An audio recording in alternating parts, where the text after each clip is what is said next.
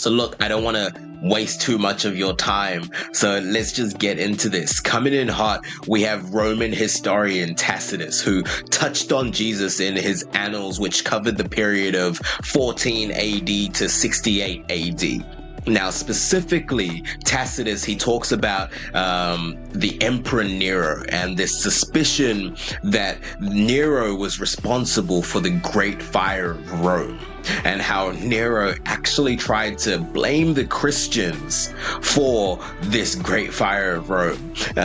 Tacitus, he writes in his annals, consequently, to get rid of the report, Nero fastened the guilt and inflicted the most exquisite tortures on a class hated for their abominations, called Christians by the populace. Christus, from whom the name had its origin, suffered the extreme penalty during the reign of Tiberius at the hands of one of our procurators, Pontius Pilatus, and a most mischievous suspicion,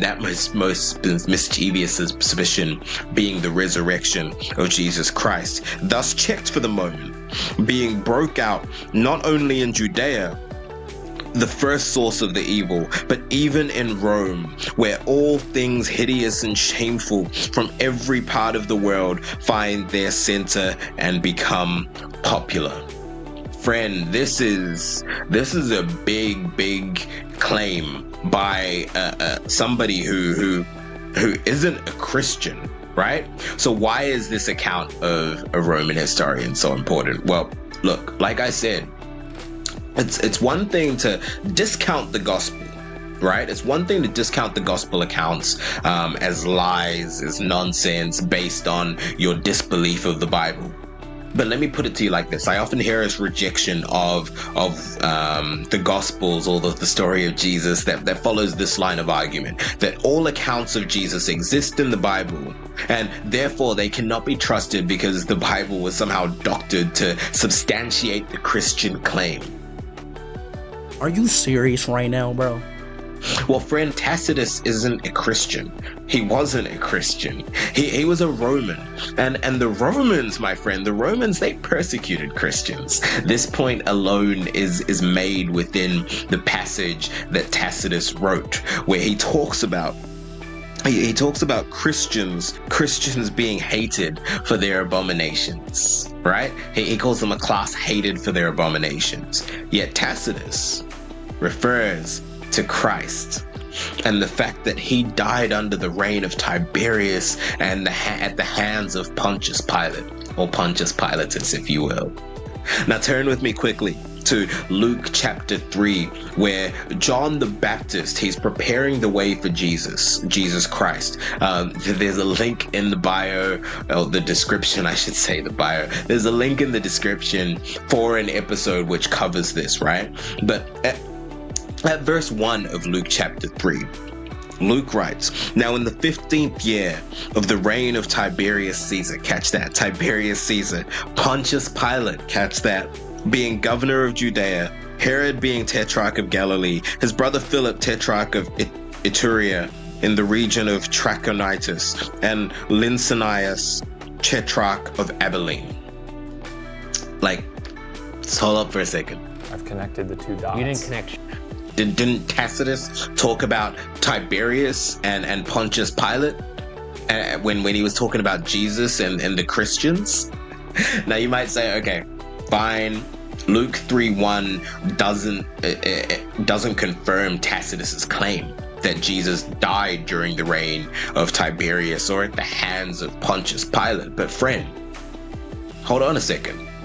This is simply a passage in the Bible which lays the foundation, because now, if you're being intellectually honest, you must do one thing, and that's that you must accept at least that Tacitus confirms the setting during which the reign of Tiberius Caesar and while Pilate was governor of Judea, and that being a time where the early Christians and specifically Jesus lived.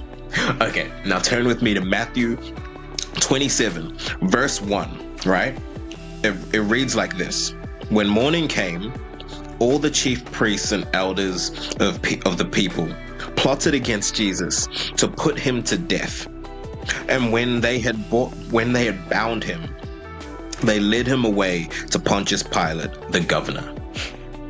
Note that this is happening about 3 years or so after the passage in Luke chapter 3, which was at the beginning of Jesus' ministry, and about 105 years or so, roughly, before Tacitus writes his annals.